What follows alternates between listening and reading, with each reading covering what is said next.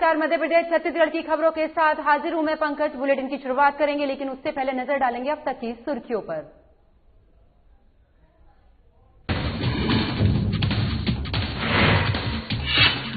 शराब के खिलाफ पूर्व सीएम उमा भारती ने उठाया सवाल। उमा भारती ने बीजेपी राष्ट्रीय अध्यक्ष से की मांग, कहा बीजेपी शासित राज्य में पूर्ण शराबबंदी पर करे विचार।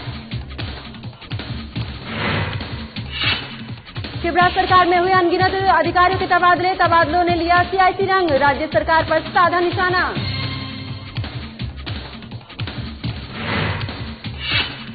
कांग्रेस विधायक लाखन सिंह ने ज्योतिरादित्य सिंधिया पर उठाया सवाल। बीजेपी में सिंधिया के वर्चस्व पर उठाया सवाल, कहा अधिक दिन तक बीजेपी नहीं करेगी सिंधिया को बर्दाश्त।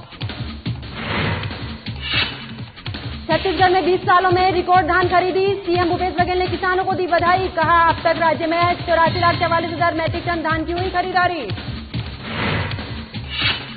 और गोल्ड का स्वाद अब 7 समंदर पार भी, सीएम बघेल ने गोल्ड प्रोडक्ट के पहले कंसाइनमेंट को किया रवाना, कहा हमारा देसी स्वाद अब विदेशों में भी पहचाना जाएगा।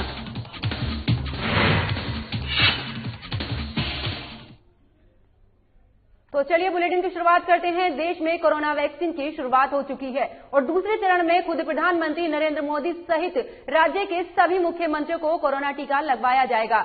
इसी कड़ी में एक और नई खबर सामने आ रही है कि अब भारत में जल्द ही नाक से लगने वाली वैक्सीन आ सकती है। इसकी जांच के लिए ड्रग रेगुलेटर कमेटी ने भारत बायोटेक को फेज 1 क्लिनिकल ट्रायल की मंजूरी दे दी है। आपको बता दें कि इस वैक्सीन को नेजल स्प्रे की तरह ही नाक में लगाया जा सकता है और इस वैक्सीन का असर सबसे तेजी से होता है और ये ज्यादा प्रभावी भी होता है। वहीं अगर इंजेक्शन से लगाई जाने वाली वैक्सीन की बात करें तो अभी भारत में इसके 2 डोज दिए जा रहे हैं जो 28 दिन के अंदर दिए जाते हैं, जिसका 14 दिन बाद असर होता है। कुल मिलाकर कहें तो इसमें 42 दिन का समय लगता है, जबकि नोजल वैक्सीन का असल महज 14 दिन में ही दिखने लगता है। नेजल वैक्सीन से न सिर्फ कोरोना वायरस से बचाया जाएगा बल्कि दूसरे संक्रमित बीमारियों को भी फैलने से रोकेगी। तो देश में कोरोना वैक्सीन की शुरुआत हो चुकी है और दूसरे चरण में प्रधानमंत्री नरेंद्र मोदी सहित राज्यों के मुख्यमंत्री कोरोना का टीका लगवाएंगे। इसी कड़ी में एक और नई खबर सामने आ रही है। अब भारत में जल्द ही नाक से लगने वाली वैक्सीन आ सकती है। इसके जांच के लिए ड्रग रेगुलेटर कमेटी ने भारत बायोटेक को फेज 1 क्लिनिकल ट्रायल्स की यहां पर मंजूरी भी दे दी है। आपको बता दें कि इस वैक्सीन को नेजल स्प्रे की तरह नाक में लगाया जाता है और इस वैक्सीन का असर सबसे तेजी से होता है और ये ज्यादा प्रभावी भी होती है। वहीं अगर इंजेक्शन से लगाई जाने वाली वैक्सीन की बात करें तो अभी भारत में इसके 2 डोज दिए गए हैं जो 28 दिन के अंदर दिए जाते हैं, जिसका 14 दिन बाद असर देखने को मिलता है। कुल मिलाकर कहें तो इसमें 42 दिन का समय लगता है, जबकि नोजल वैक्सीन का असल महज 14 दिन में ही देखने को मिल जाता है। नेजल वैक्सीन ने न सिर्फ कोरोना वैक्सीन से बचाएगी, साथ ही ये कोरोना संक्रमण के अलावा और भी कई तरह की बीमारियों और संक्रमणों को फैलने से भी ये वैक्सीन बचाएगी।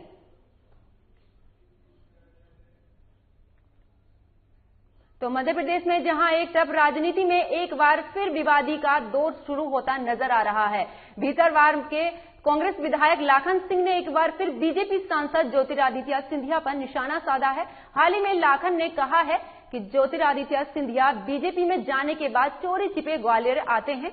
उन्होंने कहा कि यही नहीं, कई बार तो सिंधिया रात में ग्वालियर आते हैं और रात में ही निकलकर चले जाते हैं और लोगों को खबर तक नहीं होती।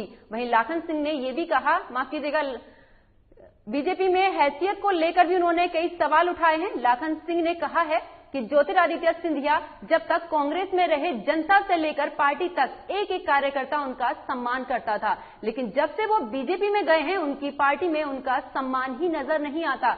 उन्होंने कहा कि बीजेपी में जाने के बाद जब भी वो ग्वालियर आते हैं तो उन्हें रिसीव करने के लिए गिने चुने लोग ही वहां पर पहुंचते हैं, जबकि कांग्रेस में रहने के दौरान यही संख्या सैकड़ों और हजारों में होती थी। लाखन सिंह ने आगे कहा कि बीजेपी ज्यादा दिन तक सिंधिया को बर्दाश्त नहीं करने वाली है। ये पार्टी कैडर आधारित है।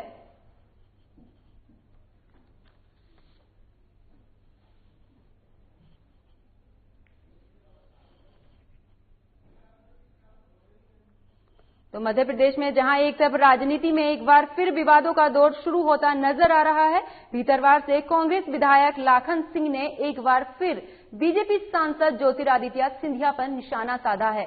उन्होंने कहा है कि ज्योतिरादित्य सिंधिया बीजेपी में जाने के बाद चोरी छिपे ग्वालियर आते हैं। उन्होंने ये भी कहा है कि यही नहीं, कई बार तो सिंधिया रात में आते हैं और रात में ही निकल जाते हैं, किसी को कानों कान खबर भी नहीं होती है। तो वहीं उन्होंने एक और यहां पर निशाना साधा है ज्योतिरादित्य सिंधिया पर। उन्होंने कहा है कि सिंधिया की बीजेपी में हैसियत को लेकर भी उन्होंने सवाल उठाए हैं। उन्होंने कहा है कि लाखन सिंह ज्योतिरादित्य सिंधिया जब तक बीजेपी में थे तब तक जनता का एक एक कार्यकर्ता और साथ ही पार्टी का भी एक एक कार्यकर्ता उनका सम्मान करता था, लेकिन जब से वो बीजेपी में गए हैं तब से गिने चुने लोग ही उनका सम्मान करते हैं। तो साथ ही उन्होंने ये भी कहा है कि बीजेपी ज्यादा दिन तक ज्योतिरादित्य सिंधिया को बर्दाश्त नहीं करेगी।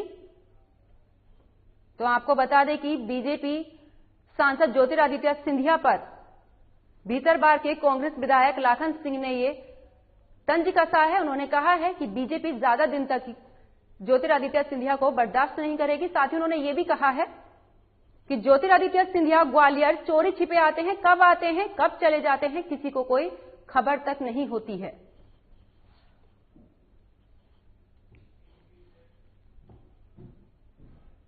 कहते हैं कोयले के कारोबार में हाथ काले होते ही हैं। ऐसा ही हाल अधिकारियों के तबादले को लेकर भी है। प्रशासनिक व्यवस्था हो या फिर मानवीय दृष्टिकोण, ट्रांसफर हमेशा विवादों में ही रहते हैं।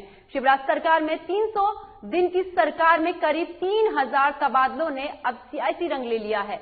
कांग्रेस ने जहां इसे लेकर सरकार पर निशाना साधा है, तो वहीं बीजेपी ने भी इसका जोरदार तरीके से जवाब दिया है। ऐसे में सवाल उठता है कि क्या ट्रांसफर को लेकर एक पारदर्शी व्यवस्था नहीं बनाई जा सकती।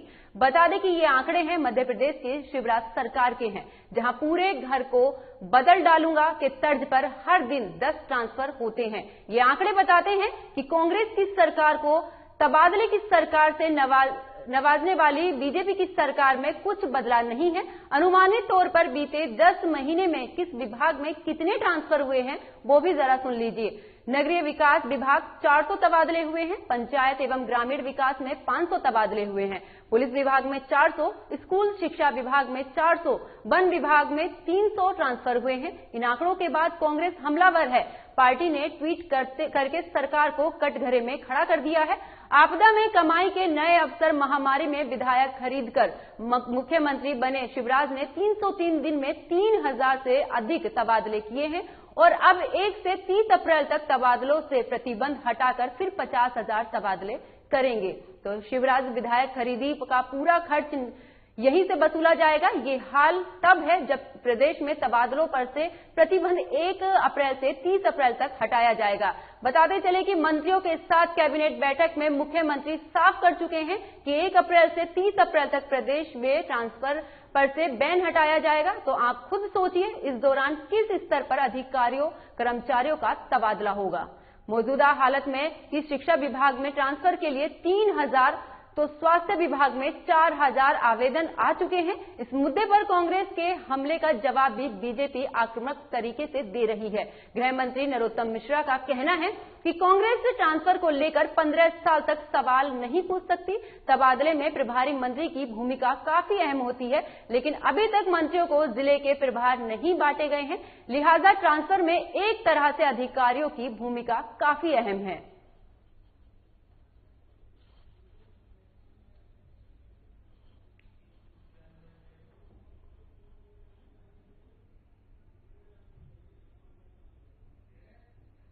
तो रायपुर में इस्पात निर्माण में भारत की प्रख्यात और मध्य भारत के अग्रणी श्री बजरंग एलायंस लिमिटेड के एग्रो डिवीजन की फ्रोजन फूड की यूनिट ने नई उपलब्धि हासिल की है। देश के तमाम शहरों में अपने सुनहरे स्वाद का जादू बिखेरने के बाद गोल्ड अब 7 समुंदर पार भी देसी स्वाद का सिक्का जमाने को तैयार है। इसके लिए गोल्ड प्रोडक्ट के पहले कंसाइनमेंट को मुख्यमंत्री भूपेश बघेल ने हरी झंडी दिखाकर न्यूजीलैंड के लिए रवाना किया है। इससे पहले 9 जून 2020 को मुख्यमंत्री के हाथों ही गोल्ड की लॉन्चिंग हुई थी। लॉन्चिंग के बाद मुख्यमंत्री ने उपलब्धि पर खुशी जाहिर करते हुए गोयल ग्रुप ऑफ कंपनी को शुभकामनाएं दी हैं। सीएम ने कहा है कि गोल्ड फ्रोजन फूड की शुरुआत आज से 6 महीने पहले हुई थी। वहीं आज 14 टन पहला कंसाइनमेंट न्यूजीलैंड जा रहा है। ये एक बड़ी उपलब्धि है। गोयल ग्रुप ऑफ कंपनी को बधाई और शुभकामनाएं। साथ ही उन्होंने ये भी कहा है कि मेरा देसी स्वाद अब विदेशों में भी ये पहचाना जाएगा। वहीं खुशी जाहिर करते हुए सीएम ने कहा कि इस छलांग ने नई संभावनाओं को जन्म दिया है। न्यूजीलैंड के लिए पहली खेप रवाना करते हुए गोल्ड की पूरी टीम मौजूद रही और सभी ने इसे गौरवपूर्ण क्षण भी बताया है।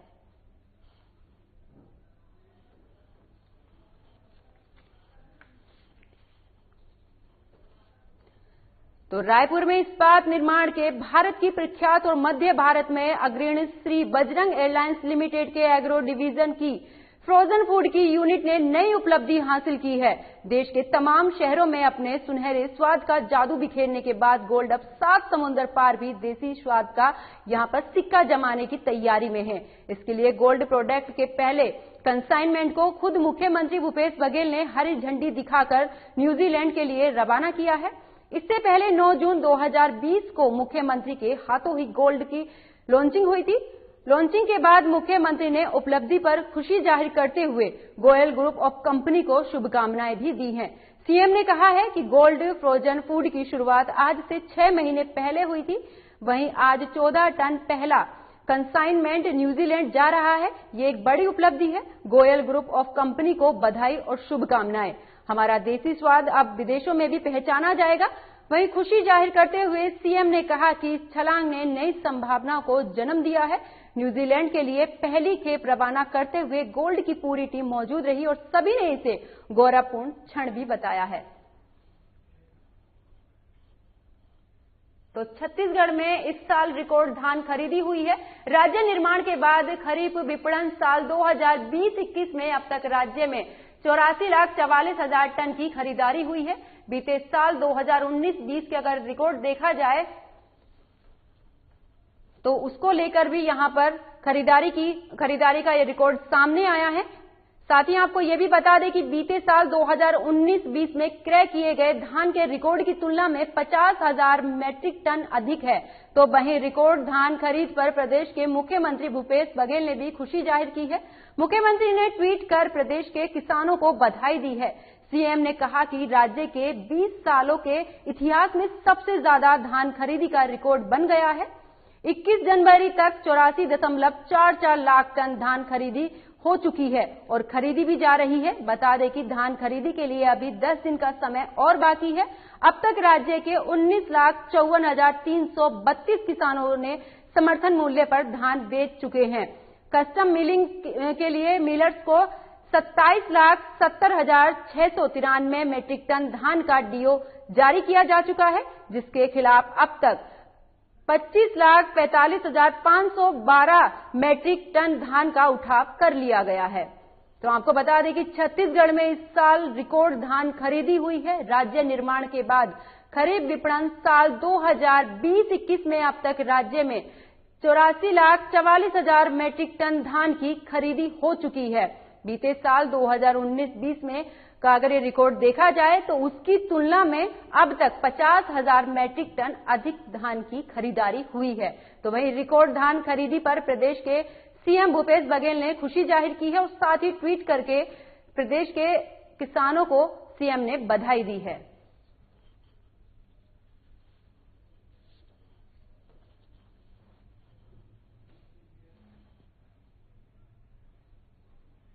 तो चलिए आगे बात करते हैं। अमेजन प्राइम पर रिलीज होते ही वेब सीरीज तांडव को लेकर बवाल मचा हुआ है। वेब सीरीज के खिलाफ जबलपुर में मामला दर्ज किया गया है। जानकारी के मुताबिक विश्व हिंदू परिषद की शिकायत पर ओमती थाना पुलिस में एफआईआर दर्ज की गई है। तांडव के डायरेक्टर, राइटर सहित अन्य कलाकारों के खिलाफ एफआईआर दर्ज की गई है। एफआईआर दर्ज होने की जानकारी एएसपी अमित कुमार ने दी है। आपको बता दें कि मध्य प्रदेश के गृह मंत्री नरोत्तम मिश्रा ने कहा था कि अमेजॉन प्राइम वीडियो पर दिखाई जा रही वेब सीरीज तांडव के निर्माताओं के खिलाफ धार्मिक भावनाओं को आहत करने का मामला दर्ज करेंगे। पत्रकारों के अमेजॉन प्राइम की वेब सीरीज तांडव के बारे में पूछे जाने पर मिश्रा ने कहा कि इसमें जितने भी कलाकार और डायरेक्टर हैं उनके खिलाफ ये मामला दर्ज किया जाएगा। साथ ही आपको ये भी बता दें कि अमेजॉन प्राइम की वेब सीरीज तांडव के बारे में जब पत्रकारों से मिश्रा ने से पूछा गया तो उन्होंने कहा कि जिशान अयूब और सैफ अली खान और अब्बास जफर ने जिस तरह से हमारे धर्म पर प्रतिक्रिया दी है और हमारी भावनाओं को आहत किया है, उसके खिलाफ ये एफआईआर दर्ज की जाएगी और साथ ही मामला भी इसके खिलाफ दर्ज होगा।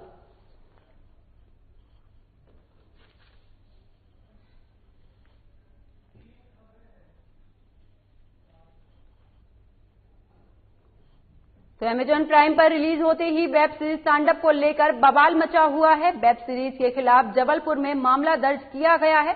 जानकारी के मुताबिक विश्व हिंदू परिषद की शिकायत पर ओमती थाना पुलिस में ये एफआईआर दर्ज की गई है। तांडव के डायरेक्टर, राइटर सहित अन्य कलाकारों के खिलाफ ये एफआईआर दर्ज की गई है। एफआईआर दर्ज होने की जानकारी खुद एएसपी अमित कुमार ने दी है। तो छत्तीसगढ़ के धमतरी में गोजी गांव में चल रही कबड्डी प्रतियोगिता के समय एक खिलाड़ी की मौत हो गई है। आपको बता दें कि खेल के समय नरेंद्र नाम का एक खिलाड़ी बाकी खिलाड़ियों के नीचे दब गया, जिसके बाद अचानक से वो बेहोश हो गया। जिसके बाद सभी खिलाड़ी उसे लेकर अस्पताल पहुंचे, जहां इलाज के समय खिलाड़ी की मौत हो गई।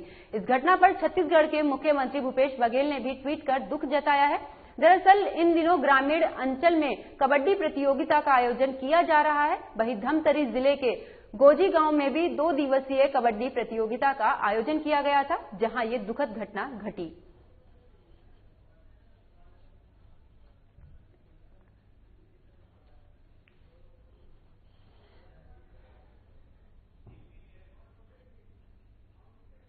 तो मध्य प्रदेश में अवैध शराब के कारोबार को खत्म करने की कोशिश के बीच अब पूर्व मुख्यमंत्री उमा भारती ने कहा कि थोड़ा सा राजस्व का लाचार और माफिया का दबाव शराबबंदी नहीं होने देता है। उन्होंने ये बात सोशल मीडिया पर कही है। साथ ही उन्होंने पार्टी के सामने नई मांग भी रखी है। उन्होंने पार्टी अध्यक्ष जेपी नड्डा से अपील की है कि उन्हें बीजेपी शासित राज्यों में पूर्ण शराबबंदी करानी चाहिए। उमा भारती ने इस सिलसिले में कई ट्वीट भी किए हैं। उमा भारती ने ट्वीट में लिखा है कि मध्य प्रदेश में शराब की दुकानों की संख्या बढ़ाने के बारे में सरकार ने अभी तक कोई निर्णय नहीं लिया है।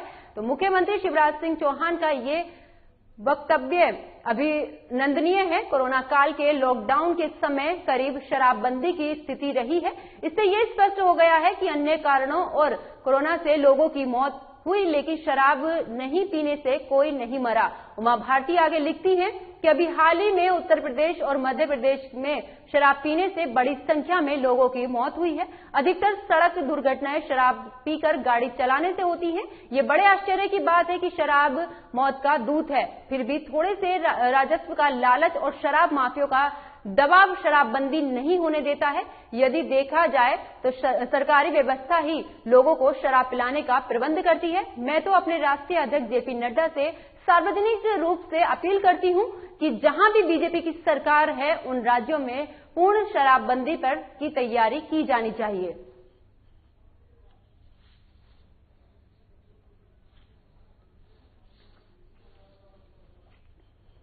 तो मध्य प्रदेश में अवैध शराब के कारोबार को खत्म करने की कोशिश के बीच अब पूर्व मुख्यमंत्री उमा भारती का भी बयान सामने आया है। उन्होंने कहा है कि थोड़ा सा राजस्व का लालच और माफियों का दबाव शराबबंदी नहीं होने देता।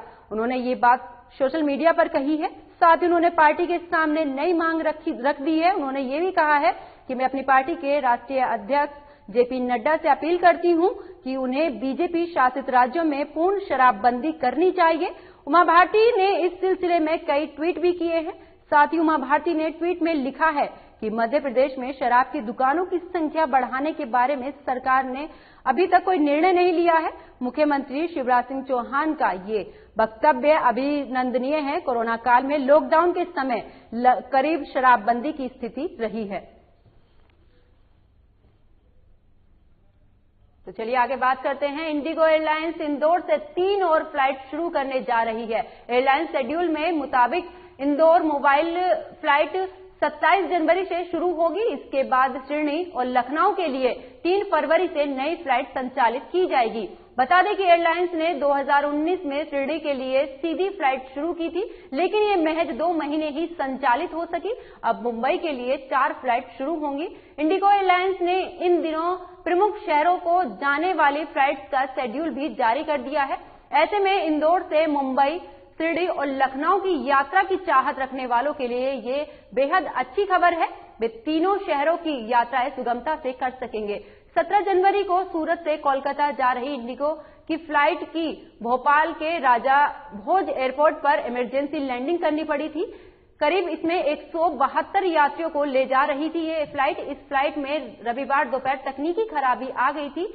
अब फ्लाइट जब हवा में थी तब पायलट को इंजन से कुछ अजीब सी आवाज सुनाई दी और धुआं उठता हुआ महसूस हुआ। इसके बाद उसे इमरजेंसी लैंड कराया गया। सभी यात्रियों को वैकल्पिक व्यवस्था कर रवाना कर दिया गया था। जानकारी के मुताबिक रविवार सुबह इंडिगो के विमान से सूरत से कोलकाता के लिए उड़ान भरी। रास्ते में फ्लाइट में तकनीकी खराबी आ गई थी। भोपाल एयरपोर्ट करीब होने के कारण पायलट ने भोपाल एयर ट्रैफिक कंट्रोल से बात की और विमान को राजा भोज एयरपोर्ट पर उतारने की अनुमति ले ली थी। इसके बाद विमान को भोपाल में उतारा गया था।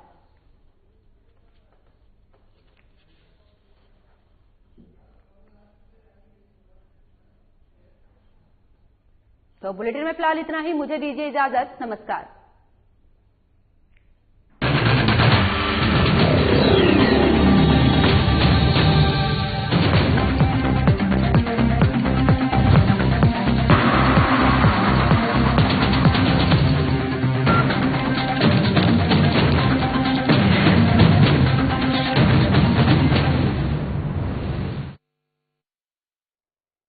क्या आप दुबले पतले कमजोर हैं? आपकी सेहत नहीं बनती, भूख कम लगती है, वजन नहीं बढ़ता। दरअसल मेन बात खाना पीना खाना नहीं है, मेन बात है खाया पिया लगना। और अगर खाया पिया लगेगा ही नहीं तो सेहत बनेगी कैसे? इसलिए हमारी संस्था सन्यासी आयुर्वेदा ने एक ऐसी दवा बनाई है जो कि आपके पाचन तंत्र को, आपके लीवर सिस्टम को ठीक करने का काम करती है, ताकि आप जो भी खाएं उसका पूरे का पूरा निचोड़ आपके शरीर को लगे, आपकी भूख बढ़े, खाया पिया सही से लगे, नया खून बने, हड्डियों में जान आए, वजन बढ़े, ताकत बढ़े।